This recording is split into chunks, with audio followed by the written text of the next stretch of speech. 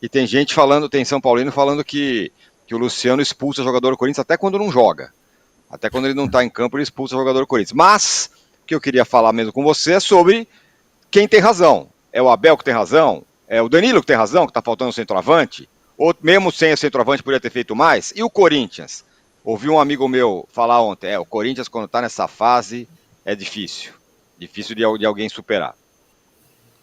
A semana do Corinthians, essa semana do Hugo aí, o Juca descreveu, né? Novo Horizontino e Palmeiras, talvez, semana para 0 ponto, foi uma semana de 4 pontos, né? E aí o Corinthians, sem jogar muitas vezes bem, sem alguns dos principais jogadores, também foi citada a ausência do Garro. Aliás, o Corinthians tem as questões dele, né? A briga pela camisa 10, Garro, Memphis Depay, umas coisas bizarras, né, que acontecem. Mas o Corinthians está somando pontos. Esse campeonato tem essa característica. A tradição de quem faz a melhor campanha e decide em casa tem prevalecido, né, nos títulos. O tricampeonato do Palmeiras foi assim, esse recente. E o Corinthians tem tudo para terminar em primeiro. Ainda joga com o São Bernardo, com o Santos do Neymar, tal, mas tem tudo para terminar em primeiro. O calcanhar de Aquiles do Corinthians não tem sido o Palmeiras, tem sido o São Paulo, né? Mas mesmo depois de ter perdido do São Paulo, o Corinthians conseguiu reagir e ter essa semana aí de mais resultado que desempenho. E ainda acho que poder vai discutir algumas situações, a forma do Memphis, algumas alterações. O time do Corinthians se tornou previsível, né? Todo mundo estudou o Corinthians, que emendou aquela sequência de vitórias, e o time joga sempre da mesma forma, né? Com 3 no meio, um enganche lá, tipo a lá Argentina, e 2 atacantes. Todo mundo já sabe como o Corinthians joga. E o Palmeiras, que muda muito, né? Foi a segunda vez que o Palmeiras teve o time principal, assim dizendo, no campeonato. Optou pela linha de 3 zagueiros dessa vez e incomodou o Corinthians taticamente e tal. Mas é isso, tá faltando jogador, é o que o Danilo tá falando. Eu lembrei muito do Mauro ontem, cara, quando o Mauro ele fica inconformado quando o técnico chega e põe o zagueiro mais alto para dar uma de centroavante quando o time vai para o abafo. O Benedetti, o Danilo citou, quem não conhece, quem não viu o jogo, quem não conhece a base do Palmeiras, o Benedetti é zagueiro. Ele não é centroavante. Ele foi colocado na parte final como centroavante por ter quase 2 metros. Ele lembra um jogador, o Mauro vai lembrar, do Samba. Lembra o zagueiro Samba, Mauro?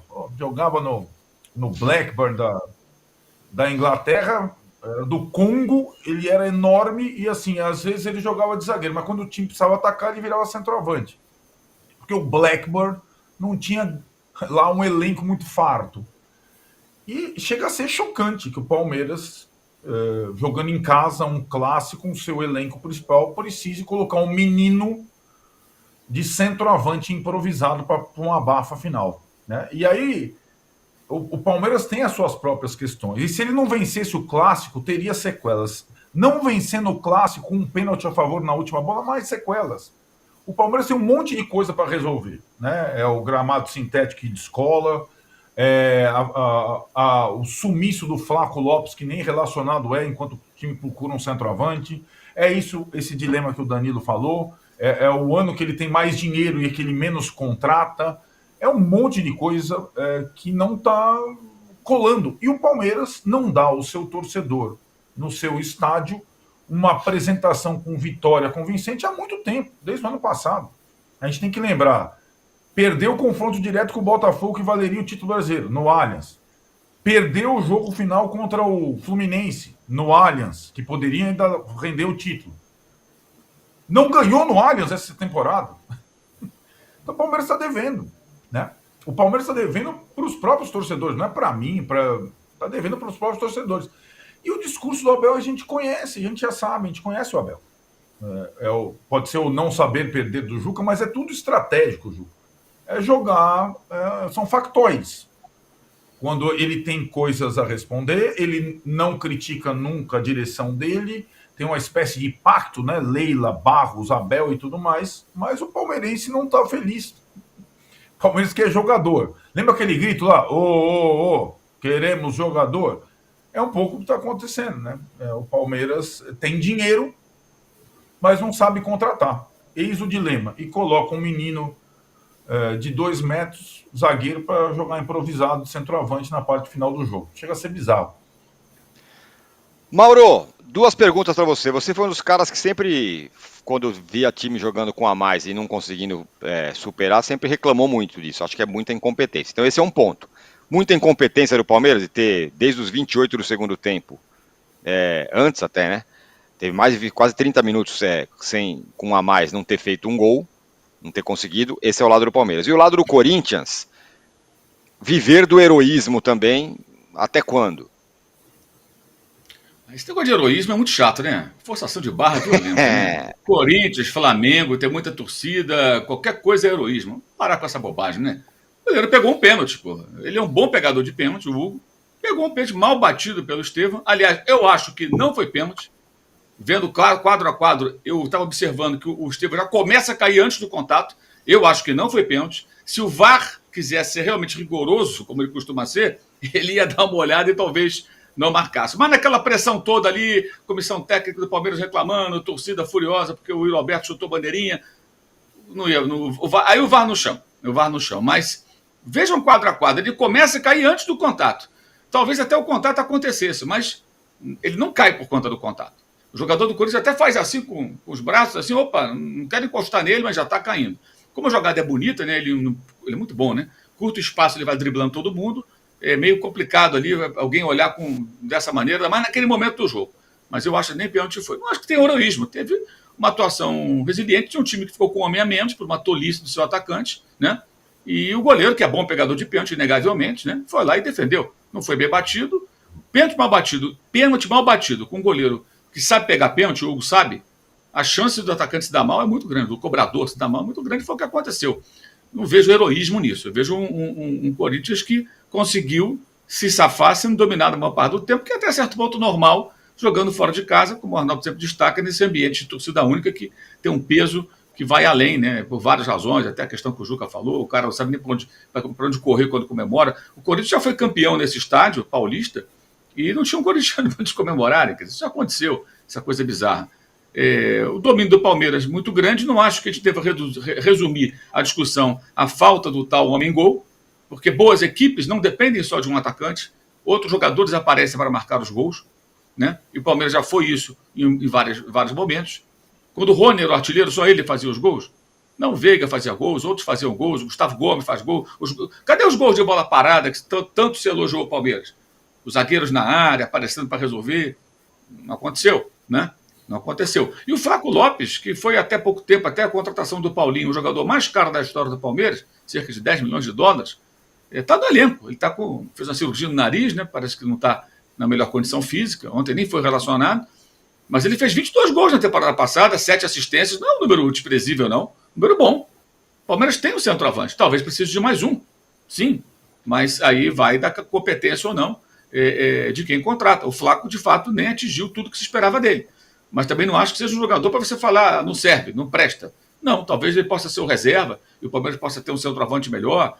Ok, mas o Palmeiras passou boa parte dessa temporada de contratações atrás de um jogador que não é centroavante, Andrés Pereira.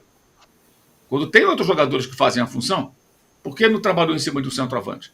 Então, vai aí da escolha da diretoria, que imagino não faça nada sem falar com o treinador. Ou alguém acha que a diretoria contrata sem o ok do treinador? Acho um pouco improvável, porque o treinador do Palmeiras ele construiu uma situação que ele tem muito prestígio lá dentro, tem muita força lá dentro. E uma coisa que me chamou também a atenção, 2 coisas. Uma na transmissão. Mostrar o técnico, ok, faz parte do jogo, mas está passando do ponto, né? É demais. É uma overdose de imagens do treinador. Chatíssimo. Aí vai uma crítica a quem faz ali a geração de imagens, que é a Federação Paulista, né? E outra, diante disso, que a gente foi obrigado a ver, tá vendo o jogo, toda hora mostra o técnico, né? Ele não é protagonista, gente. O jogo é dentro do campo, ele é um personagem relevante, mas não é esse ponto. A paciência daquele bandeirinha, né? Que, aliás, dá muita conversa. Por que o bandeirinha dá tanta conversa para técnico? Por que o bandeirinha se permite ficar o tempo todo sendo cornetado quando ele tem que estar concentrado no jogo? Esse cara não pode ser importunado o tempo inteiro, ele tem que estar pensando no jogo. Ele tem que marcar o impedimento ou alguma outra infração que aconteça, alertar o árbitro, e ele fica ali com a sua atenção desviada o tempo todo para reclamações que duram 90 minutos praticamente. E conversa, bota a mão no ombro. Quer dizer, por que essa paciência? Por que essa tolerância? Com todo técnico é assim? Ou só com o técnico da casa, ou só com o técnico que é muito importante, assim, conhecido? Como é que é isso? Achei que isso me chamou bastante atenção no jogo de ontem. O tempo todo, como eles não param de mostrar o técnico do Palmeiras, você via toda hora cornetando ali o Bandeira. E o Bandeira não marca nada, quem marca é o árbitro. Ele pode marcar ali o impedimento, alguma coisa, quando é com ele. E no caso ali, as reclamações eram a respeito de coisas que eram de decisão da arbitragem. Né? Enfim, isso tudo acho que torna o jogo menos interessante do que poderia ser. Né? E quero destacar também o Memphis, que embora não tenha feito uma grandíssima atuação, deu aquele passe para o Roberto na defesa do Everton e ele que roubou a bola. Eu não concordo que ele teve um momento, que o Richard Rios teve um momento pitico. Ele não tropeçou na bola, ele não perdeu o controle da bola. A bola foi roubada dele pelo Memphis Depay. Então ele perde a bola porque o jogador do Corinthians dá o bote e rouba a bola. No caso lá do Andreas, ele perde o controle da bola e ela só oferece para o Davidson que faz o gol.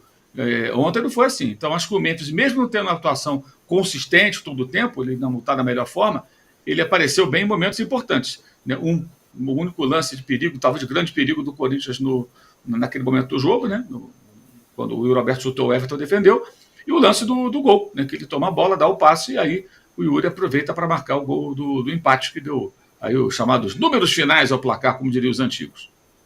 O Mauro, falando em números finais, acho que é sempre bom lembrar, quando acontece o derby, trata-se de um jogo com 2 títulos mundiais em campo, né? Tem isso também. Olha aí, ó o Danilo. Não aceita esse tipo de coisa, mas é verdade. Tá mutado. Me fora dessa. Você tá mutado, Arnaldo. Não, eu não entrei para não causar discordância nesse debate sobre títulos mundiais dos clubes de São Paulo. Mutado, só